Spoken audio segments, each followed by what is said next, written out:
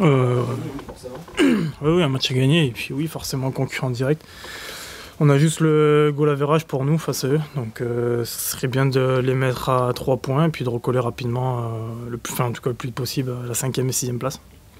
Il y a eu un petit coup d'arrêt avec cette défaite contre Marseille ou vous ne pas comme ça Non, je ne le vis pas comme un coup d'arrêt, c'est pas comme les défaites qu'on avait pu accumuler il n'y a pas si longtemps que ça. On a bien enchaîné avec ces 4 victoires consécutives et après c'est un résultat, on va pas dire, sur l'ensemble du match on va dire logique, mais dire c'est pas forcément un endroit sur le calendrier où on mise à aller chercher 3 points, même si on y va à chaque fois pour faire un coup.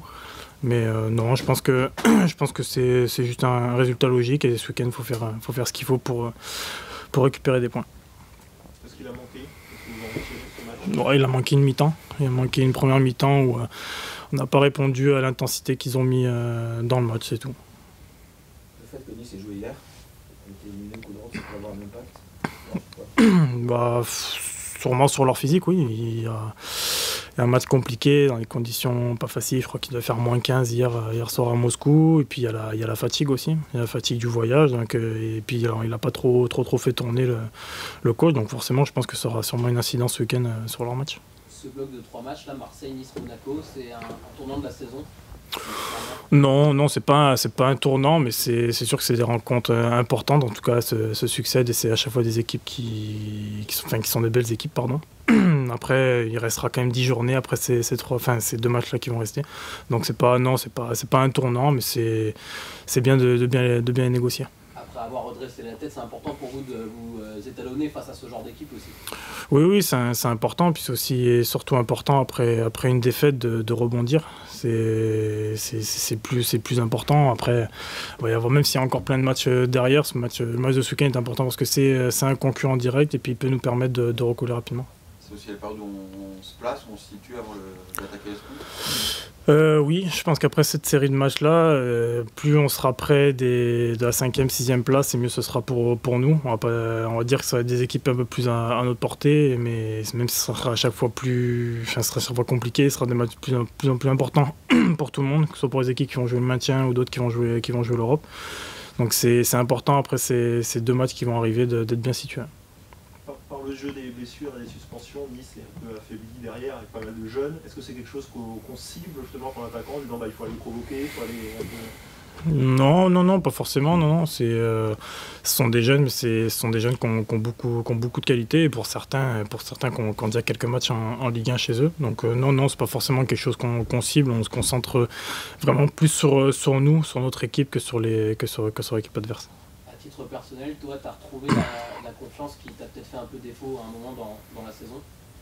Oui, bah c'est sûr, ça marche toujours mieux quand il y a la confiance et quand on enchaîne les buts et les bonnes performances. Maintenant, il n'y a plus qu'à continuer.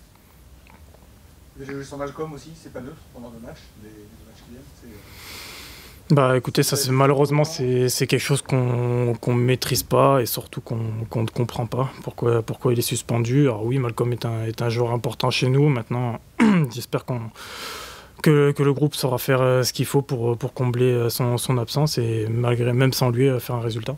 Ça change des choses, qu'il soit là, pas là, dans ce que vous voulez mettre en place, etc. Il y a beaucoup de ballons, il y a beaucoup de demandeurs. Bah, ça change les choses parce que c'est un gaucher qui joue à droite et qui rentre beaucoup et qui tire aussi nos coups de pied arrêtés. Donc il va falloir le remplacer tout simplement. Après, est-ce qu'on fera jouer un droitier à droite ou un autre gaucher à droite, on verra. C'est le coach qui sait le plan qui va définir. Après, oui, ça change les choses parce que c'est un bon joueur, donc c'est forcément mieux de l'avoir avec nous dans le 11. C'est François Camano qui jouera à droite. Comment? C'est François Camano qui jouera à droite. Il l'a dit avant. Ouais, voilà. Bah, si c'est François qui joue à droite, moi j'ai entièrement confiance en François pour le remplacer. Toi, à titre personnel, les automatismes, même Gaëtan, ça commence à rentrer justement, savoir un peu les alternatives. Oui, mais avec tout le monde. Quand la période est plus facile, on va dire, où on a les résultats pour nous, c'est facile de bien s'entendre sur le terrain avec tout le monde. Là, il a fallu un temps d'adaptation parce que le 11, mine de rien, il a quand même changé par rapport à la phase aller. Il y a quelques joueurs qui sont plus dedans et qui Donc du coup, faut récupérer des automatismes et pour moi, ça marche plutôt bien, même s'il y a eu cet écart à Marseille. Il faut continuer. C'est sûr que d'enchaîner les matchs tous ensemble, il y a un 11 qui se forme et c'est forcément ça tire vers des automatismes qui sont positifs pour nous. Est-ce que le coach a monté son niveau d'exigence au fil des semaines là, après la phase de découverte? Non, le niveau d'exigence a toujours été le même à partir du moment où il est arrivé jusqu'à maintenant. Ce qu'il essaye d'apporter, c'est surtout sa vision de jeu, sa philosophie. C'est sûr qu'il ne peut pas mettre ça en place en un mois. Donc c'est petit à petit, il donne ses idées, il donne sa façon avec laquelle il veut jouer. C'est tout.